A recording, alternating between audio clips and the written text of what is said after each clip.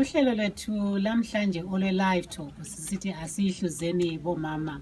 Kuluhlelo olukhangela inhlupho, intuthuko, izankathazi lokunye okubhekane labomama eZimbabwe lasemhlabeni jikelele.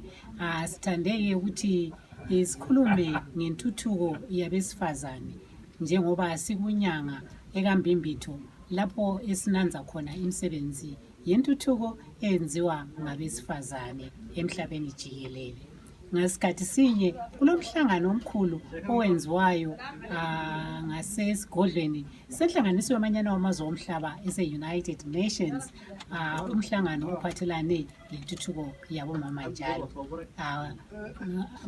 Ngaphambilini kube lomhlangano wabasakhulayo besifazane, amantombazana lawo-ke ophathe indaba eziningi ezokwendiswa kwabo besesebancane, ezokuthunjwa kwabo besiyagqilazwa kwamanye amazwe, i-human trafficking lokunye okuningi. Wozani kuhlelo lwethu lwalamhlanje asihluzeni bomama.